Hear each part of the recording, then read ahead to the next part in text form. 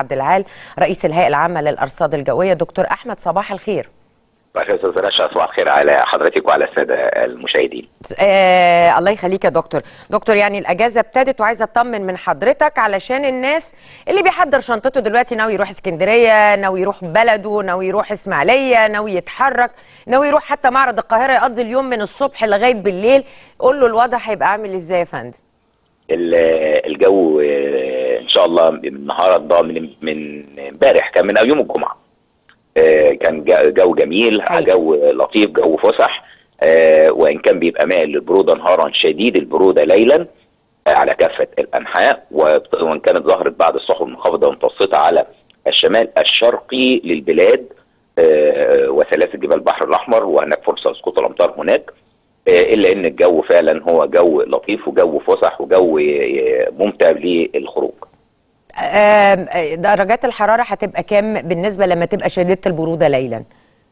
طبعا هو بالنسبة للسواحل الشمالية لو قلنا العظمى فبتتراوح ما بين 15 و16 للعظمى، الصغرى اللي بتتقاس الساعة 5 الصبح بتتراوح ما بين 6 إلى 7 درجات.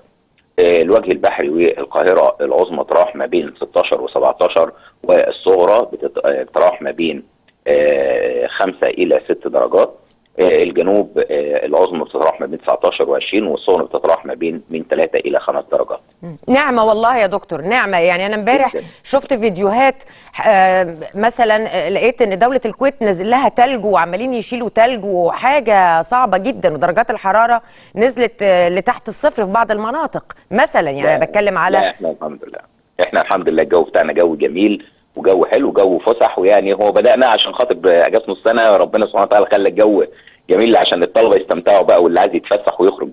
بالتأكيد. وهنستمر كده بقية الأسبوع أو خلال اليومين الثلاثة الجايين يا فندم؟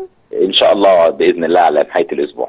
على نهاية الأسبوع هنفضل مستمرين بهذا الشكل على نهاية الأسبوع. أنا بشكرك شكرا جزيلا دكتور أحمد عبد العال رئيس الهيئة